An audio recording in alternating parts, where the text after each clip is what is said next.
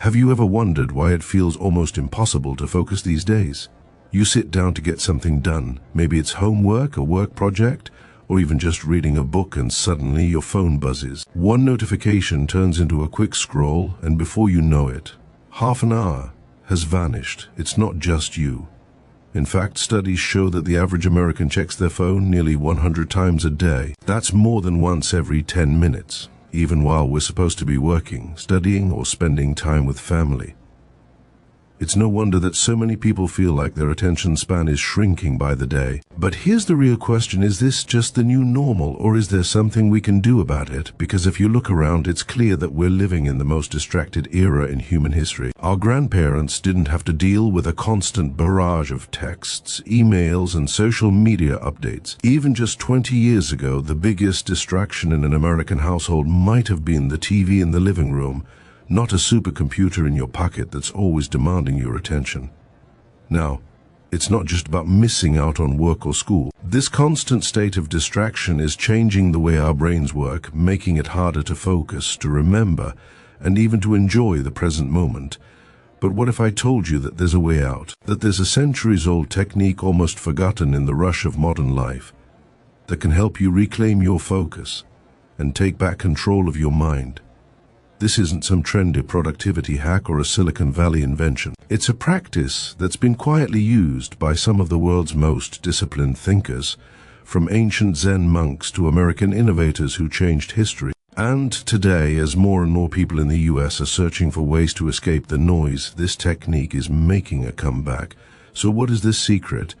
And how can it help you break free from the endless cycle of distraction? The answer might surprise you.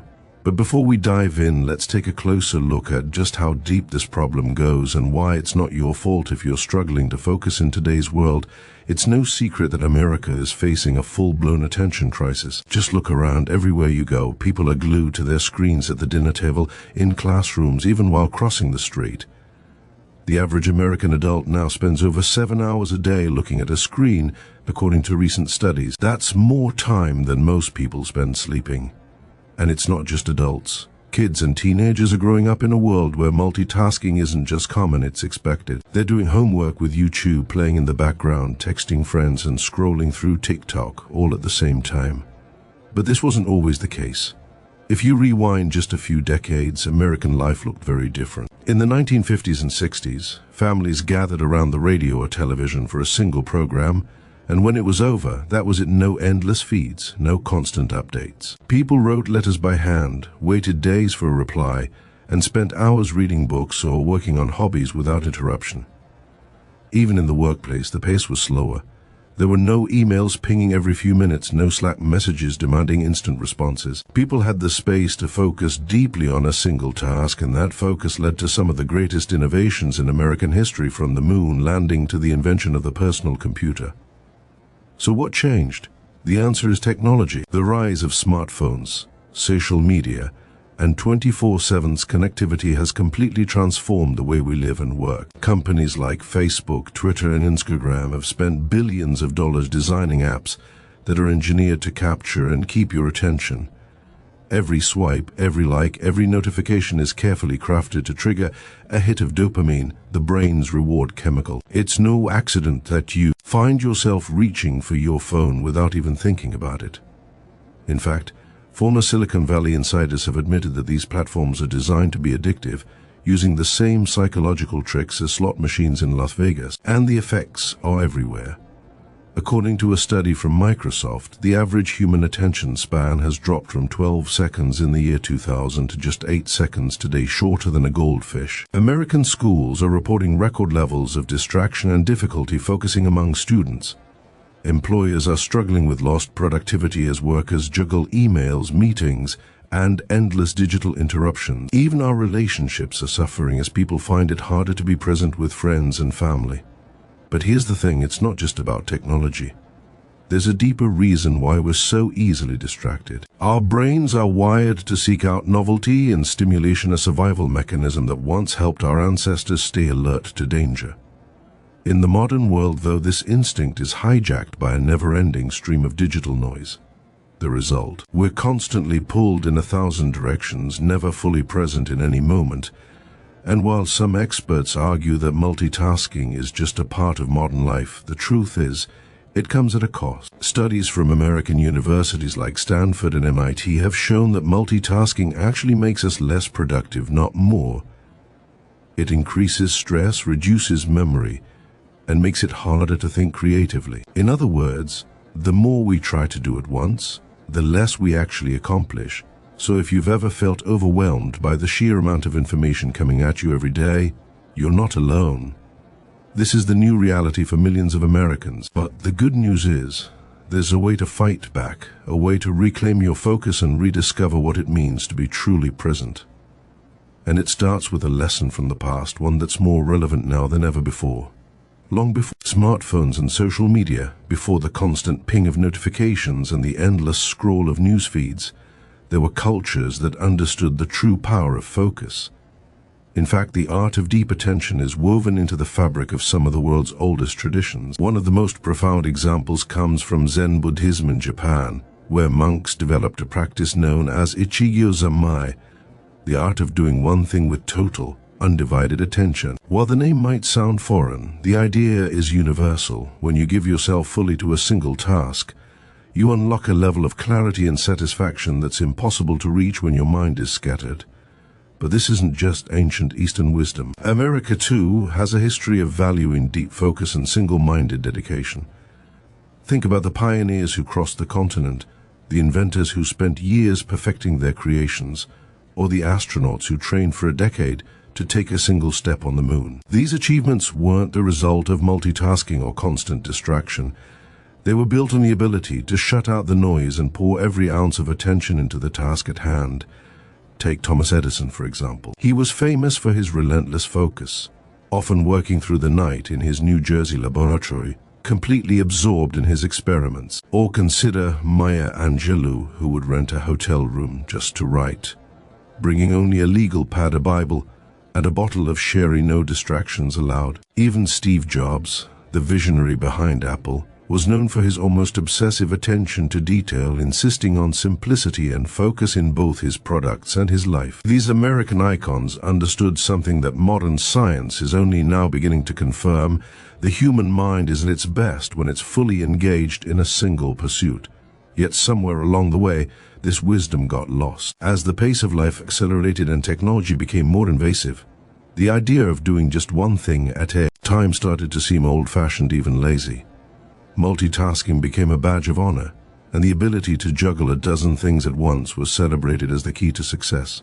But the truth is, this constant switching comes at a price. Every time you interrupt your focus to check a message or glance at a notification, your brain has to work overtime to refocus. Over time, this wears down your ability to concentrate, leaving you feeling scattered and exhausted. What's remarkable is that the solution to this modern problem has been hiding in plain sight all along. The practice of Ichigyo Zammai, or what some call single tasking, is about more than just productivity. It's about reclaiming your mind from the chaos of modern life. It's about learning to be present, to experience each moment fully, whether you're working on a big project, having a conversation, or simply enjoying a meal. And while it might sound simple, it's anything but easy, especially in a culture that's constantly pushing you to do more faster. But here's the twist: as more Americans wake up to the cost of constant distraction, there's a growing movement to rediscover this ancient art. From Silicon Valley executives taking digital detox retreats, to students practicing mindfulness in schools, to everyday people turning off their phones for a few hours each day, the tide is starting to turn. People are realizing that the key to a better life isn't doing more things, it's doing the right things with your full attention. So what does it actually look like to practice this kind of focus in today's world? And how can you start to bring a little bit of that ancient wisdom into your own life, right here in the heart of the digital age? The answer might surprise you, and it starts with a story that could change the way you think about attention forever. Let's bring this closer to home with a story that might sound all too familiar. Meet Jake, a typical American teenager growing up in the suburbs of Ohio. Jake's life, on the surface, looked like that of millions of other high school students across the country.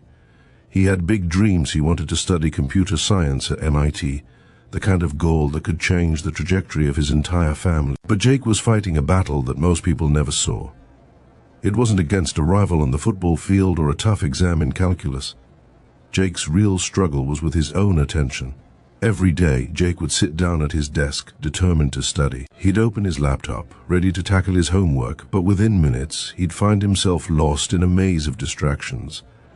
A text from a friend, a new meme on Instagram, a breaking news alert, each one pulled him further away from his goals. Sometimes, he'd catch himself watching YouTube videos about productivity, ironically wasting the very time he was trying to save. The hours slipped by, and his assignments remained unfinished. His grades hovered in the middle, not bad, but nowhere near what he needed for a shot at MIT. Jake's parents, like so many American families, wanted the best for their son. They encouraged him, sometimes pushed him, but they didn't understand why he couldn't just buckle down and focus. His teachers saw potential, but they also saw a kid who was always a little bit distracted, never quite living up to what he could be. Even Jake's friends teased him about his big dreams, telling him he'd never make it to MIT if he couldn't even make it through a math test without checking his phone. The truth is, Jake's story is the story of a generation. In the United States, the pressure to succeed has never been higher, but the tools for distraction have never been more powerful.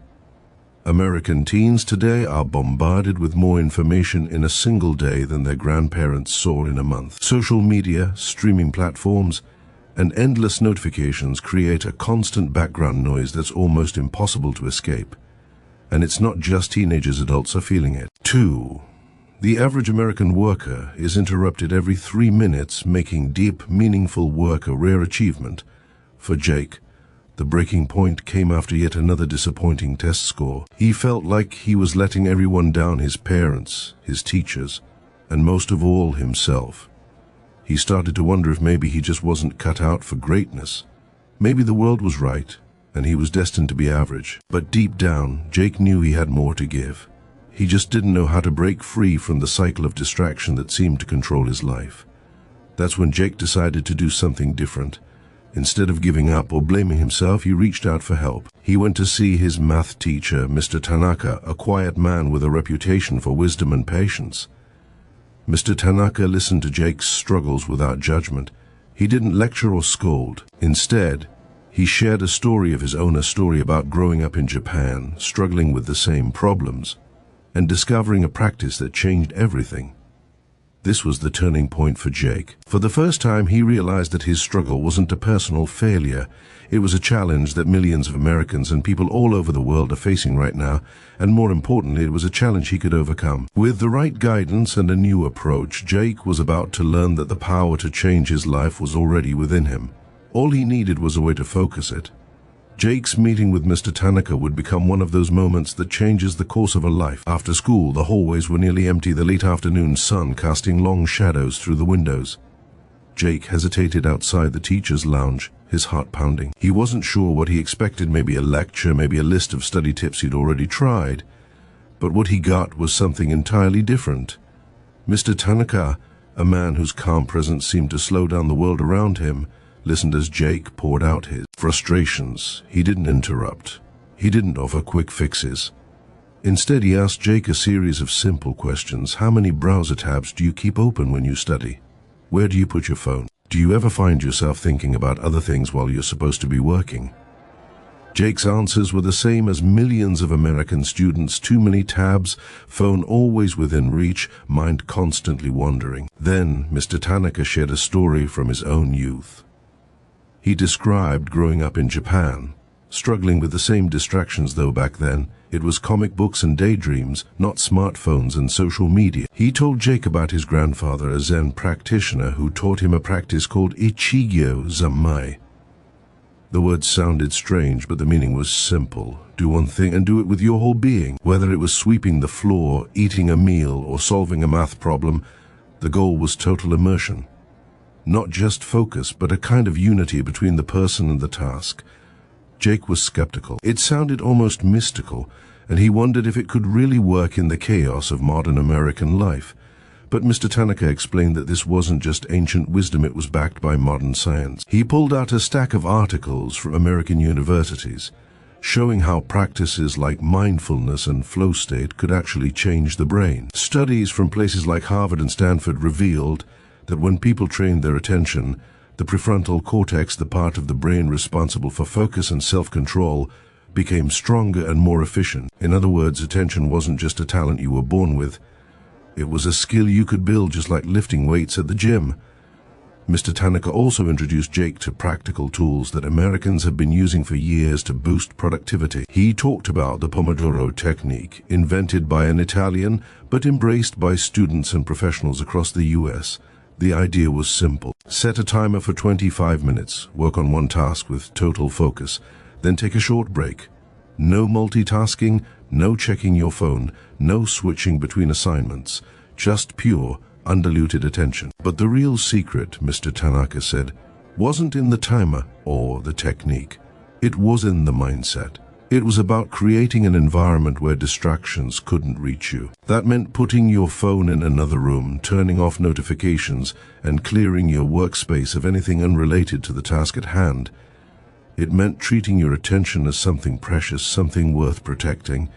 Jake left that meeting with a new sense of hope. For the first time, he saw a path forward not just for his grades, but for his entire life. He realized that the struggle for focus wasn't unique to him. It was a challenge faced by generations before him, from American inventors burning the midnight oil to Zen monks meditating in mountain temples. The tools might be different, but the principle was the same. Mastery comes from attention, and attention is something you can train. That night, Jake started small. He put his phone in a drawer, closed all but one browser tab, and set a timer for 25 minutes.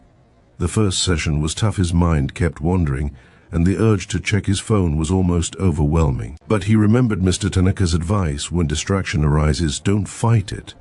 Just notice it and gently bring your focus back. With each session, it got a little easier. And as Jake began to experience moments of real, deep focus, he felt something he hadn't felt in a long time: control.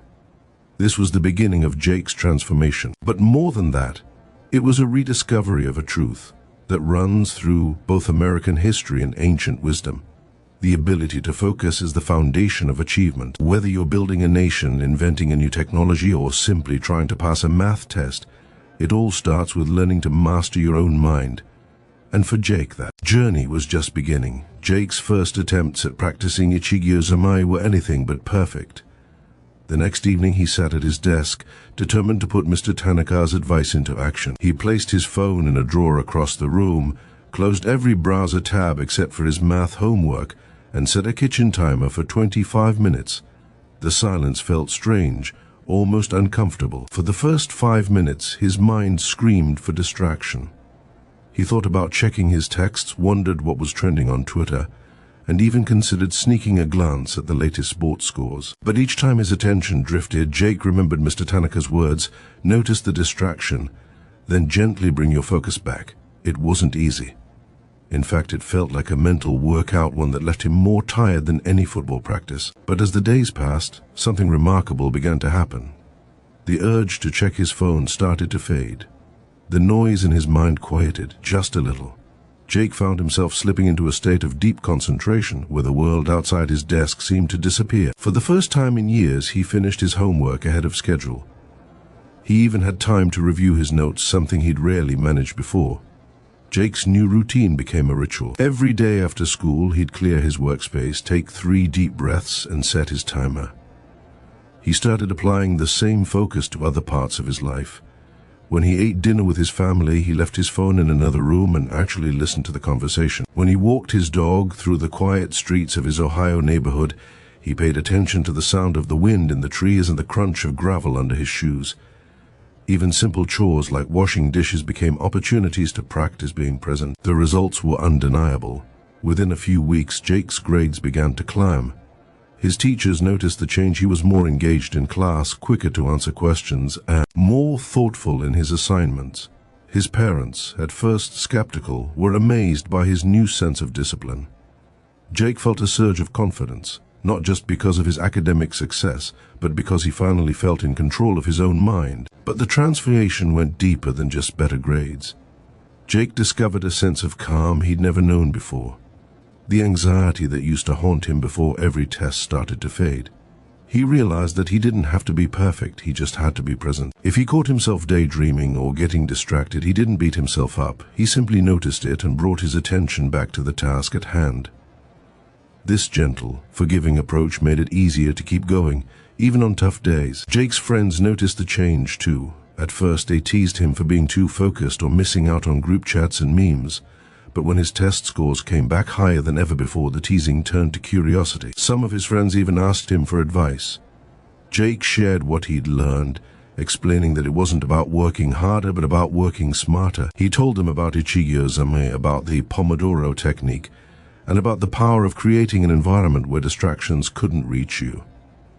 Jake's story is a modern American tale, but it echoes the experiences of countless others throughout the country's history. From the inventors in Thomas Edison's lab to the astronauts training at NASA, the ability to focus deeply has always been the secret ingredient behind great achievements. In a world that celebrates multitasking and constant hustle, Jake's journey was a reminder that sometimes the most radical thing you can do is slow down and give your full attention to one thing at a time. As the school year went on, Jake's transformation continued. He applied to MIT with a newfound sense of purpose, writing his application essays with the same single-minded focus he'd brought to his studies. When the acceptance letter finally arrived, it felt like more than just a personal victory. It was proof that mastering your attention can change your life. Jake's story spread through his school, inspiring others to try their own experiments with focus and presence. But perhaps the most important lesson Jake learned was this: the journey never really ends. Each day brought new distractions, new challenges, and new opportunities to practice. But with every moment of presence, Jake was building a skill that would serve him for the rest of his life. In a country built on innovation, determination, and the courage to dream big, Jake had discovered the quiet power of attention, a power that, in the end, might just be the most American trait of all. It's one thing to hear stories about focus transforming lives, but in today's America, people want proof. We live in a country built on innovation and scientific discovery, where claims are tested, measured, and put under the microscope. So, can a practice as simple as Ichigyo Zammai, or what many now call mindful single-tasking, really change your brain? The answer, according to a growing body of research from top American universities, is a resounding yes. Let's start with the basics. The human brain is not a static organ. It's constantly changing, adapting, and rewiring itself in response to how we use it, a phenomenon known as neuroplasticity. This concept, once controversial, is now a cornerstone of modern neuroscience. In the early 2000s, researchers at Harvard University conducted groundbreaking studies showing that regular mindfulness practice, focusing your attention on one thing at a time, can actually increase the density of gray matter in the prefrontal cortex. This is the part of the brain responsible for decision-making, impulse control, and, most importantly, sustained attention. But Harvard isn't alone. At Stanford University, scientists have explored how multitasking affects the brain. Their findings? People who juggle multiple streams of information, like checking emails while watching TV and scrolling through social media, are actually training their brains to be more easily distracted. In fact, chronic multitaskers perform worse on tests of attention and memory than those who focus on one thing at a time. The more you split your attention, the harder it becomes to concentrate, even when you want to. Meanwhile, at the University of Wisconsin-Madison, researchers have used MRI scans to observe what happens in the brain during periods of deep focus. They found that when people enter a state of flow, that feeling of being completely absorbed in a task, the brain's default mode network, which is active during mind-wandering and daydreaming, quiets down. This allows the brain to channel its resources into the task at hand, leading to better performance and a greater sense of satisfaction. These findings aren't just academic. They have real-world implications for millions of Americans. In Silicon Valley, tech companies are now encouraging employees to take focus breaks and practice mindfulness to boost productivity and creativity.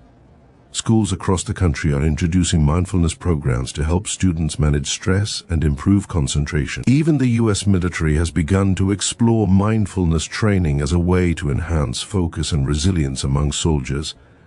But the science goes even deeper. A study from the University of California, Davis, found that people who practiced focused attention for just a few weeks reported not only better concentration, but also lower levels of stress and greater overall happiness. Their brains showed increased connectivity in regions associated with self-control and emotional regulation. In other words, training your attention doesn't just make you more productive, it can make you happier and more resilient in the face of life's challenges. Of course, not everyone is convinced. Some critics argue that the benefits of mindfulness and single tasking are overhyped, or that they're just another trend in a long line of self-help fads. But the evidence continues to mount, and the results speak for themselves. From Wall Street executives to high school students in small-town America, people are discovering that the ability to focus deeply is a superpower in the digital age. And here's the most exciting part: you don't need special equipment, expensive courses, or years of training to start rewiring your brain. All it takes is a willingness to slow down, eliminate distractions, and give your full attention to the task in front of you. Whether you're writing a report, practicing an instrument, or simply having a conversation, every moment of focused attention is like a workout for your brain, building strength, resilience, and clarity. So, the next time you find yourself reaching for your phone in the middle of a task, remember, you're not just fighting a habit. You're shaping your brain moment by moment, choice by choice. And in a country that's always prided itself on reinvention and self-improvement, that might just be the most American approach of all. For most Americans, the promise of better focus is often tied to the idea of getting more done, higher grades, faster promotions, bigger paychecks. And it's true, mastering your attention can make you more productive than ever before. But as Jake discovered, and as countless others across the country are realizing, the real payoff of learning to focus goes far beyond just checking more boxes on your to-do list. Think about the moments that truly matter in life. It's not the emails you answered, or the number of tasks you completed in a day. It's the laughter around the dinner table, the feeling of accomplishment after finishing a project you care about, the quiet satisfaction of being fully present with someone you love. Yet in today's America, these moments are slipping through our fingers. We're so busy chasing the next notification, the next update, the next like, that we rarely stop to experience the richness of the present. This isn't just a personal problem, it's a cultural one. In the United States, the drive for efficiency and achievement has shaped everything from our schools to our workplaces. We celebrate multitasking as a sign of ambition, and we reward those who can juggle the most responsibilities at once. But as more research emerges, and as more people hit the wall of burnout, a new movement is taking root. Americans are starting to question whether the constant hustle is really worth it, and whether there's a better way to live. Enter the growing trends of digital minimalism and dopamine detox. Across the country, people are experimenting with turning off their devices for hours or even days at a time. Families are setting aside screen-free Sundays. Companies are encouraging employees to take real breaks, not just quick glances at their phones between meetings. Even schools are introducing mindfulness programs, teaching students as young as kindergarten how to pause, breathe, and pay attention to the world around them. The results are striking. People who practice focused attention report not just higher productivity, but deeper happiness and satisfaction. Meals taste better when you're not scrolling through your feed. Conversations become more meaningful when you're not half listening while checking your email. Even simple activities like walking in the park or reading a book take on new depth when you're fully present. It's as if a fog lifts and the world becomes sharper, more vibrant, more real. This shift isn't just happening in big cities or among tech elites. In small towns across America, community groups are organizing unplugged events, encouraging neighbors to put away their phones and connect face-to-face. Churches and spiritual communities are reviving ancient practices of silence and contemplation, reminding people that rest and reflection are just as important as action. Even in the fast-paced world of business, leaders are discovering that the best ideas often come not during frantic multitasking, but in moments of quiet focus. And there's another, even more profound benefit: relationships. In a country where loneliness and isolation are on the rise, the ability to give someone your full attention is a rare and precious gift. Whether it's a child who needs to be heard, a partner who wants to share their day, or a friend going through a tough time, being present can make all the difference. It's a way of saying you matter. This moment matters. And in a world that's always rushing ahead, that kind of presence is more valuable than ever. Jake's journey from scattered student to focused achiever is just one example of what's possible. But his story is echoed in the lives of countless Americans who are choosing to step off the treadmill of distraction and reclaim their attention. They're discovering that the real reward isn't just getting more done, it's living more fully, loving more deeply, and finding meaning in the moments that make up a life. So, as you think about your own habits, ask yourself, what are you missing when you're distracted? What could you gain by being truly present? The answer might surprise you, because in the end, the greatest payoff of mastering your attention isn't just a longer to-do list, it's a richer, more connected, and more meaningful life. And that, perhaps, is the most important achievement of all. So after everything we've explored, the science, the stories, the ancient wisdom, and the modern struggles, what does it all mean for you right now, in your own American life? The truth is, the challenge of distraction isn't going away. If anything, it's only getting stronger. Technology will keep evolving, notifications will keep buzzing, and the world will keep demanding more of your attention. But here's the secret that Jake discovered, and that countless others across the country are starting to realize: you have more power over your attention than you think. Think about the people who shaped American history, not just the inventors and entrepreneurs, but the everyday heroes who built communities, raised families, and overcame adversity. Their achievements weren't the result of superhuman talent or endless resources. More often, they came from the ability to focus on what mattered most, even when the world was full of distractions. Whether it was a pioneer crossing the Great Plains, a scientist working late into the night, or a parent juggling work and home, the story of America is the story of people who learned to direct their attention with purpose. Now, it's your turn. The question isn't whether you'll face distractions, you will. The real question is, what will you do about it? Will you let your days slip by in a blur of notifications and half-finished tasks? Or will you take back control one moment at a time and choose to be present for the things that truly matter?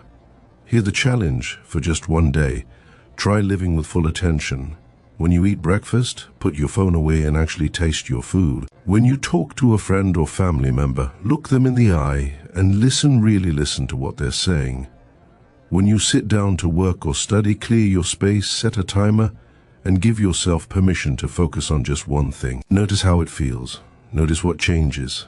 You might be surprised by how much more you accomplish, but even more by how much more alive you feel. And if you slip up, if you catch yourself reaching for your phone or drifting off into daydreams, don't beat yourself up. Remember, this isn't about perfection. It's about practice. Every time you bring your attention back to the present, you're building a skill that will serve you for the rest of your life. You're joining a long tradition of Americans who refuse to let the noise of the world drown out what's important. Imagine what could happen if more people made this choice. Imagine classrooms where students are truly engaged, workplaces where creativity flourishes, families that grow closer because they're actually present with each other. Imagine a country where people aren't just busy, but fulfilled, where success is measured not just by what you achieve, but by how deeply you experience each moment. This isn't just a personal journey, it's a cultural shift. As more Americans rediscover the power of focus, we have the chance to change not just our own lives, but the world around us. We can build a future where technology serves us, not the other way around. Where attention is treated as the precious resource it truly is. Where every person has the chance to live, work, and love with their whole heart and mind. So as you finish this video, I invite you to take the first step. Try the challenge. Share your experience in the comments below. What was your biggest distraction? And what did you notice when you tried to be fully present? If you found value in this journey, consider subscribing for more stories and strategies to help you reclaim your attention and your life. Remember, the story of America has always been about rising to meet new challenges. Today, the challenge is distraction, but the solution is within your reach. One thing at a time, full attention. That's how you change your life, and maybe, just maybe, help change the world. Be present. Walk with purpose. And never forget, the moments you truly live are the moments you truly own. See you in the next video.